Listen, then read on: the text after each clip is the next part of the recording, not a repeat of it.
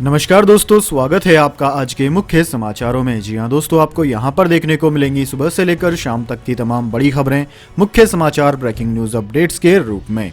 तो दोस्तों, आप सभी लोगों से रिक्वेस्ट है, इस वीडियो को ज़्यादा से ज़्यादा लाइक और शेयर करें। तो दोस्तों, सीधे चलते हैं आज की पहली बड़ी खबर की ओर। योगी आदित्यनाथ ने स्पीकर तेज बजाने वालों की रिपोर्ट मांगी। पुलिस ने 125 धार्मिक स्थलों से लाउड स्पीकर उतरवाए। 17,000 जगहों पर आवाज हुई कम। जी हां दोस्तों, उत्तर प्रदेश के कई धार्मिक स्थलों में लाउड स्पीकर या तो उतार लिए गए हैं या उनकी आवाज धीमी कर दी गई है। यह कार्यवाही मुख्यमंत्री योगी आदित्यनाथ के निर्देश के बाद हुई। उन्होंने कहा था कि धार्मिक स्थलों में सामान्य मानक के अनुसार ही लाउड स्पीकर बजें और उनकी आवाज सिर्फ धार्मिक परिसर के अंदर तक ही रहे। इस बीच सरकार ने तेज आवाज में लाउड स्पीकर बजाने वालों की रिपोर्ट मांगी। दोस्तों, ADG law and order Prashant Kumar ने बताया कि अभी तक यूपी में 125 धार्मिक स्थलों से लाउड स्पीकर हटवाए गए हैं। वहीं 17,000 धार्मिक स्थलों पर स्पीकर की आवाज कम कर दी गई है। इसके अलावा शासन ने तेज आवाज में लाउड स्पीकर बजाने वालों की रिपोर्ट तलब की है। ये रिपोर्ट 30 अप्रैल तक देनी होगी। इसके बाद दोस्तों, अगली बड़ी खबर। प्रशांत किशोर ने ठुकराया सोनिया गांधी का ऑफर। कहा, कांग्रेस को मेरी नहीं, अच्छी लीडरशिप की है जरूरत। संगठन में बड़े पैमाने पर बदलाव जरूरी। जी हां दोस्तों, आखिरकार प्रशांत किशोर ने कांग्रेस का दामन थामने से इनकार कर दिया। दोस्तों, पिछले 15 दिनों से अटकलें चल रही थी कि प्रशांत किशोर कांग्रेस में शामिल हो जाएंगे। प्रशांत किशोर ने इस पर खुद ही विराम लगा दिया है और कहा है कि कांग्रेस को मेरी नहीं, अच्छी लीडरशिप और बड़े पैमाने पर बदलाव की जरूरत है। इसके पहले प्रशांत ने 600 पेज का प्रेजेंटेशन कांग्रेस अध्यक्ष सोनिया गांधी को दिया था। फिर सोनिया ने 8 सदस्यों की कमेटी से प्रशांत किशोर को पार्टी में शामिल करने पर सलाह मांगी थी। कमेटी ने प्रशांत से कांग्रेस में आने से पहले बाकियों का साथ छोड़ने को कहा था। मंगलवार को कांग्रेस प्रवक्ता रणदीप सुरजेवाला ने ट्वीट किया, कांग्रेस अध्यक्ष ने एक एम्पावर्ड एक्शन ग्रुप 2024 का गठन किया और प्रशांत किशोर को जिम्मेदारी देते हुए ग्रुप में शामिल होने के लिए आमंत्रित किया, लेकिन उन्होंने मना कर दिया। हम उनके द्वारा पार्टी के लिए किए गए प्रयासों और सुझावों की सराहना करते हैं। इसके बाद दोस्तों, अगली बड़ी खबर। ट्विटर के मालिक बन गए एलन मस्क। टेस्ला के फाउंडर ने $44 अरब में खरीदा। हर शेयर के लिए $54 में हुई कैश डील। जी हां दोस्तों, Tesla CEO Elon Musk Twitter के नए मालिक बन गए हैं। मस्क ने इस माइक्रो ब्लॉगिंग साइट को खरीदने के लिए $44 बिलियन यानी कि 3,368 अरब रुपए की डील की है। ट्विटर के इंपेंडिमेंट बोर्ड के चेयरमैन फ्रेड टेलर ने भारतीय समय के मुताबिक रात 12:24 पर एक प्रेस रिलीज में मस्क के साथ हुई डील के बारे में जानकारी दी। मस्क को ट्विटर के हर शेयर के लिए $54.20 यानी कि 4,148 रुपए चुकाने होंगे। उनके पास पहले से ही ट्विटर में 9% की हिस्सेदारी मौजूद है। वे ट्विटर के सबसे बड़े शेयर होल्डर हैं। ताजा डील के बाद उनके पास कंपनी की 100% हिस्सेदारी होगी और ट्विटर उनकी प्राइवेट कंपनी बन जाएगी। इसके बाद दोस्तों, अगली बड़ी खबर। इलेक्ट्रिकल व्हीकल में क्यों लग रही है आग? नितिन गडकरी ने बताई वजह। बोले, कंपनियां तुरंत करें यह काम। जी हां दोस्तों, इलेक्ट्रॉनिक दोपहिया वाहनों में आग लगने की घटनाओं के बीच केंद्रीय मंत्री नितिन गडकरी ने मंगलवार को कंपनियों से सभी खराब वाहनों को वापस बुलाने के लिए आगे की कार्यवाही करने का आग्रह किया। यहां तक कि उन्होंने कहा कि जब मार्च, अप्रैल और मई के महीनों में तापमान बढ़ता है तो वे ईवी बैटरी में कुछ समस्या होती है। सड़क परिवहन और राजमार्ग मंत्री ने यह भी स्वीकार किया कि देश का ईवी उद्योग अभी शुरू हुआ है और इस बात पर जोर दिया जाए कि सरकार कोई बाधा नहीं डालना चाहती। हालांकि उन्होंने साफ शब्दों में कहा कि सरकार के लिए पहली प्राथमिकता सुरक्षा है। गडकरी ने यहां रायसीना डायलॉग में कहा कि लेकिन सुरक्षा सरकार के लिए सर्वोच्च प्राथमिकता है और मानव जीवन के साथ कोई समझौता नहीं किया जा सकता। उनकी टिप्पणी इलेक्ट्रिक वाहनों में आग लगने की कई घटनाओं और इस वजह से लोगों की मौत व गंभीर चोटों की पृष्ठभूमि के मद्देनजर काफी अहम है। इसके बाद दोस्तों, अगली बड़ी खबर। ट्विटर से डील के बाद एलन मस्क से बोले नितिन गडकरी, हमारे पास सभी क्षमताएं, भारत में नहीं चलेगी मेड इन चाइना टेस्ला। जी हां दोस्तों, टेस्ला और स्पेस एक्स के सीईओ एलन मस्क और सोशल मीडिया प्लेटफॉर्म ट्विटर के बीच अधिग्रहण की डील लगभग फाइनल हो चुकी है। मस्क की ओर से लगाई गई करीब $44 अरब की अधिग्रहण बोली को ट्विटर के बोर्ड ने स्वीकार कर लिया। इसके बाद वह इस सोशल मीडिया प्लेटफॉर्म के बॉस बनने के बेहद करीब आ गए हैं। दोस्तों, इस बीच एक कार्यक्रम में केंद्रीय मंत्री नितिन गडकरी ने एलन मस्क को ऑफर दिया कि वे भारत में उत्पादन करें। गडकरी ने कहा कि अगर एलन मस्क भारत में उत्पादन करना चाहते हैं तो हमारे पास सभी क्षमताएं और टेक्नोलॉजी है, लेकिन अगर वह उत्पादन चीन में करेंगे और भारत में बेचेंगे तो यह अच्छा प्रस्ताव नहीं है। कार्यक्रम के दौरान गडकरी ने कहा कि मैं उनसे अनुरोध करता हूं कि वो यहां उत्पादन शुरू करें। भारत एक बड़ा मार्केट है, यहां बंदरगाह भी है, वे भारत से एक्सपोर्ट कर सकते हैं। इस बीच गडकरी ने मेड इन चाइना टेस्ला के कॉन्सेप्ट की भारत में एंट्री की संभावनाओं को खारिज करते हुए कहा कि उनका भारत में स्वागत है, लेकिन मान लीजिए कि वह चीन में उत्पादन करना चाहते हैं और भारत में बेचना चाहते हैं तो यह भारत के लिए ठीक नहीं है। हमारा अनुरोध है कि वे भारत आएं और यहां मैन्युफैक्चरिंग करें।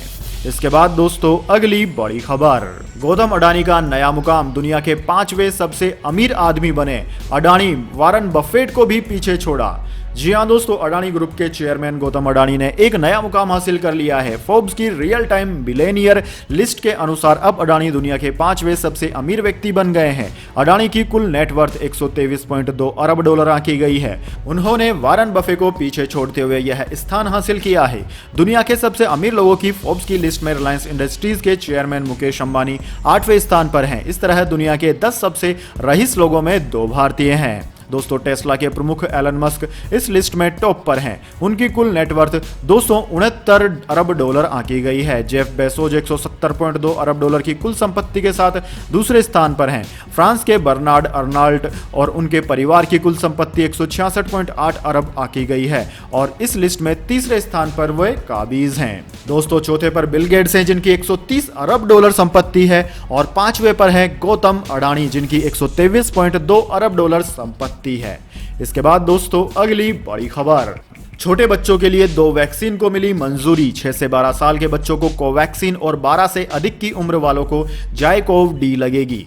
जी हां दोस्तों, भारत के औषधि महानियंत्रक यानी कि DCGI ने 6 से 12 साल तक के बच्चों के लिए भारत बायोटेक की कोवैक्सीन को इमरजेंसी यूज की मंजूरी दे दी है। इसके अलावा 12 साल से अधिक की उम्र के बच्चों के लिए जायडस कैंडिला की जायकोव डी वैक्सीन को भी इमरजेंसी यूज की मंजूरी दे दी गई है। दोस्तों यह फैसला drugs controller journal of India यानी कि DCGI की सब्जेक्ट एक्सपर्ट कमेटी SEC की मीटिंग के बाद लिया गया, जिसमें भारत बायोटेक की कोवैक्सीन को 2 से लेकर 12 साल तक की उम्र के बच्चों को लगाने के लिए डेटा मांगा गया था। फिलहाल दोस्तों 12 से 14 साल के बच्चों को कोर्बेवैक्स वैक्सीन दी जा रही है। 15 से 17 साल तक के बच्चों को कोवैक्सीन का डोज दिया जा रहा है। आज मिली मंजूरी के बाद देश में 6 से 12 साल और उससे अधिक उम्र के बच्चों को कुल 3 कोरोना वैक्सीन लगाई जाएगी। इसके बाद दोस्तों अगली बड़ी खबर, IPL के बाद खिलाड़ियों को मिलेगा आराम। रोहित, राहुल, विराट समेत 7 प्लेयर्स दक्षिण अफ्रीका के खिलाफ नहीं खेलेंगे। वर्कलोड मैनेजमेंट का प्रयास।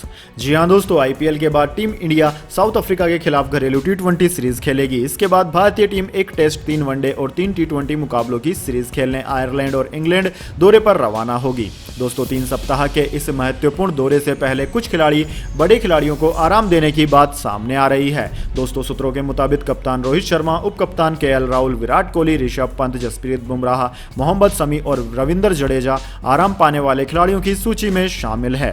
दोस्तों बताया गया है कि दक्षिण अफ्रीका के खिलाफ होने वाली घरेलू T20 सीरीज के सारे मुकाबलों में ये सभी प्लेयर्स हिस्सा नहीं लेंगे। इस सीरीज में बायो बबल भी नहीं होगा। इसके बाद दोस्तों अगली बड़ी खबर, मुख्यमंत्री योगी आदित्यनाथ ने बुलाई मंत्रियों की बैठक, मांगा संपत्ति का ब्यौरा, फील्ड में भी करना होगा काम। जी हां दोस्तों, योगी आदित्यनाथ ने आज लखनऊ के लोक भवन में मंत्री परिषद की बैठक बुलाई, जिसमें कैबिनेट मंत्रियों समेत तमाम अन्य मंत्री भी शामिल हुए। इस बैठक में सीएम योगी ने सभी मंत्रियों से अपनी संपत्ति का ब्यौरा देने को कहा। योगी ने सीनियर मंत्रियों को एक एक मंडल की जिम्मेदारी देकर वहां ऑन द स्पॉट काम की जानकारी लेने के भी निर्देश दिए हैं। दोस्तों इस हिसाब से अब मंत्रियों को 7 दिन काम करना पड़ेगा। मंत्री वीकेंड में फील्ड और बाकी दिनों में लखनऊ में रहेंगे। इसके बाद दोस्तों अगली बड़ी खबर, कर्नाटक के मंत्री ने कहा जून में आएगी कोरोना की चौथी लहर, सभी मुख्यमंत्रियों के साथ कल मोदी करेंगे बैठक। जी हां दोस्तों, देश में कोरोना महामारी के मामले फिर से बढ़ने लगे हैं। देश में लगातार 7वें दिन कोरोना के 2000 से ज्यादा नए मामले सामने आए। बीते 24 घंटों में देश में कोरोना के 2483 नए मामले मिले। इस बीच कर्नाटक के स्वास्थ्य मंत्री के सुधाकर ने कहा कि जून के अंत में कोरोना की चौथी लहर पीक पर हो सकती है। उन्होंने IIT कानपुर की स्टडी का हवाला देते हुए कहा कि इसका प्रभाव अक्टूबर तक रहेगा। इसे देखते हुए कर्नाटक सरकार ने राज्य में फेस मास्क पहनने और सोशल डिस्टेंसिंग को अनिवार्य कर दिया है। दोस्तों देश में कोरोना के बढ़ते मामलों को लेकर प्रधानमंत्री नरेंद्र मोदी बुधवार दोपहर 12 बजे सभी मुख्यमंत्रियों के साथ वीडियो कॉन्फ्रेंसिंग के जरिए मीटिंग करेंगे। इसके बाद दोस्तों अगली बड़ी खबर, KGF 2 box office collection. Box office पर 12वें दिन KGF को लगा बड़ा झटका, कमाई में आई बड़ी गिरावट है। जी हां दोस्तों, कन्नड़ फिल्मों के सुपरस्टार यश की फिल्म KGF चैप्टर 2 ने सिनेमाघरों में धमाल मचा दिया है। फिल्म के हिंदी वर्जन ने पुराने कई बड़े फिल्मों को कमाई के मामले में पस्त कर दिया। इस फिल्म का क्रेज लोगों के सिर चढ़कर बोल रहा है। हालांकि अब 12वें दिन फिल्म की कमाई में कुछ गिरावट दर्ज की गई है। Film trade analyst Taran Adarsh के मुताबिक KGF 2 ने सोमवार को 12वें दिन 8.28 करोड़ रुपए का कारोबार किया। इससे पहले रविवार को फिल्म ने 22.68 करोड़ रुपए का बिजनेस किया था। अब तक फिल्म ने 329.40 करोड़ रुपए का कलेक्शन कर लिया है। ऐसे में वीकेंड के बाद फिल्म की कमाई में भारी गिरावट आई है, लेकिन दूसरे हफ्ते में भी फिल्म की इस कमाई को अच्छा माना जा रहा है। धन्यवाद। वंदे मातरम। जय हिंद, जय भारत।